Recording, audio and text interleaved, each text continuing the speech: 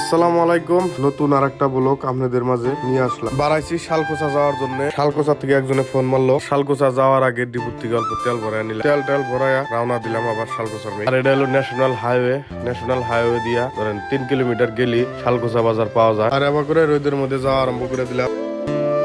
অল্প দূর আসার পরে গ্রামের রাস্তায় ঢুকলাম। আর আগের দিনের থেকে এখন গ্রামের রাস্তা অনেক উন্নত। যখনই গ্রামের ভিউ দেখি না, দেখি মন শান্তি। ওয়াও, এত সুন্দর ভিউ আমার জীবনে তো দেখি। অবশ্যই কমেন্ট করবেন কারা কারা এত সুন্দর ভিউ দেখেন নাই। আর এই রাস্তা দিয়ে অল্প আগে এসে দেখি একটা রেল লাইন। আর এই রেল লাইনের তল দেয় যাই না রাস্তা। এই রেল লাইনটা যায় বঙ্গাইগাঁর সাথে কানেক্ট হয়েছে। আর ধান কাটটা দেখে অনেক ভালো লাগলো। মনে করলো 10-12 দিন ধরে ধানটা কাটছে। আর বৃষ্টি আসার জন্য রাস্তাঘাটে সব জায়গায় পানি। আর পানি দেখাইতে এসে বললাম এই গরুটার বগলে। এই গরুর জন্য ফোন মারছিল। আর গরুটাকে বেজি দিয়ে একবার বাড়ি ঘরটা দেখালাম। অল্প কাম শেষ করে আমি আইসা বললাম। আর রান্না করে ভিডিওটা কিরম লাগলো অবশ্যই কমেন্ট করে করবেন। আর এই সুন্দর সুন্দর দৃশ্য দেখা যার ভালো লাগতেছে অবশ্যই কমেন্ট করবেন, শেয়ার করবেন, লাইক করবেন। আর ফেসবুক পেজটাকে ফলো করবেন। শেয়ার ফলোর মেলা পেছাল পারলাম। আবারও এই রেল লাইনের তল দেওয়া রিটার্ন হইলাম। আর ওই সামনে যেটা দেখতেছেন ওটা আবার ন্যাশনাল হাইওয়ে। যদি বাও মিক যান তাহবেন আপনারা গুয়াহাটি। আর যদি ডান মিক যান তাহলে যাবেন ধুবড়ি।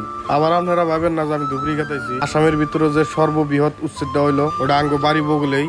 এই সামনে যে রাস্তাটা দেখতেছেন এই রাস্তা দিয়েই ওই জায়গায় যায়। একদিন সময় নিয়ে জায়গাগুলো দেখামু। আর ওই জায়গায় এখনো বাড়ি ঘর আছে না নাই ওইটাও দেখামু। আজকের মতো এখানে ভিডিও। আসসালামু আলাইকুম।